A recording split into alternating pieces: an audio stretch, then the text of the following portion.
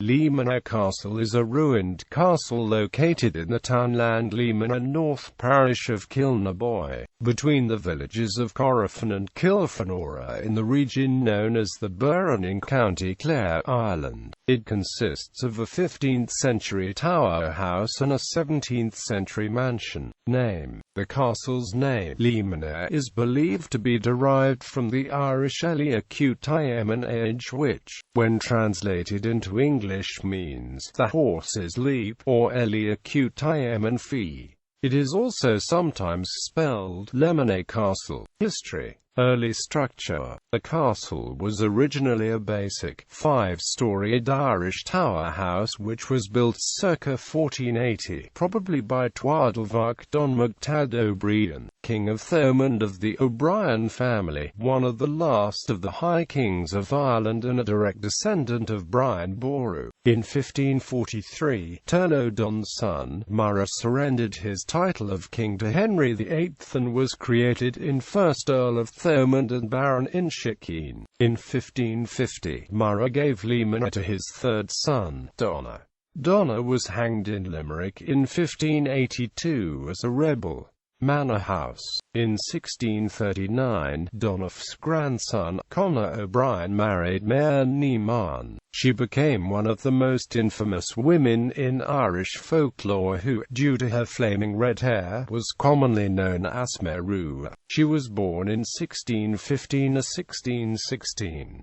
Her father was Sir Torlach Rua McMahon, Lord of Clondalkin, and her mother was Lady Mary O'Brien, daughter of the 3rd Earl of Thomond. Her first husband, Daniel O'Neilan of Leamaneh Castle in North Clare, died young, and upon his death, she gained control of his substantial estate and a £1,000 fortune. This wealth enabled her and Conor to build a more comfortable mansion onto the tower house. Part of the tower house was demolished and replaced by a 4-storied mansion around 1648.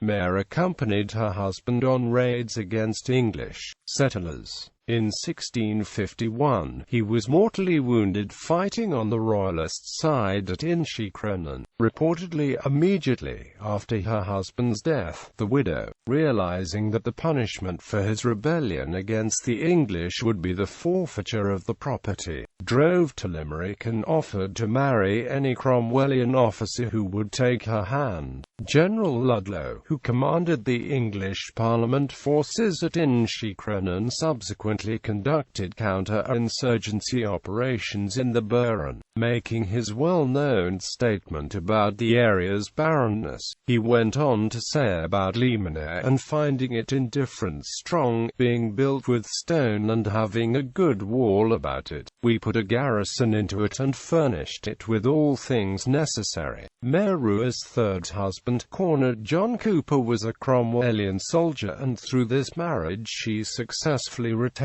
her estates. Cooper left the army and amassed some wealth through land and property speculation. However, he later ran into financial difficulty and, as a result, Leamaneh was mortgaged. In the 1660s, Cromwellian troops were stationed on and off at Leamaneh. Mare Rua's son, Donogh, found the tower and manor damaged but stayed there until 1685, when he moved the family seat from Leamaneh to the much larger Drummond Castle in Newmarket-on-Fergus, south of Ennis. Although Mare Rua's children from her first marriage to Daniel O'Neilan were raised Catholic, Sir Donogh was brought up as a Protestant and eventually became the richest commoner in Ireland. He served as MP for Clare for over 20 years and died in 1717. Recent past Leamaneh had various occupants in subsequent years. However, the house finally fell into ruin at the end of the 18th century. The barbican-like gates which adorned the entrance to the property were moved to Drummond Castle in 1908 by Lord Inchiquel. The most elegant of the fireplaces was relocated to the Old Grand Hotel in Ennis. Today, the ruins include both the tower house and the 4 walls of the adjoining manor house with the mullioned and transomed windows. Unlike many of the castles in Ireland, Leamaneh is is unmaintained.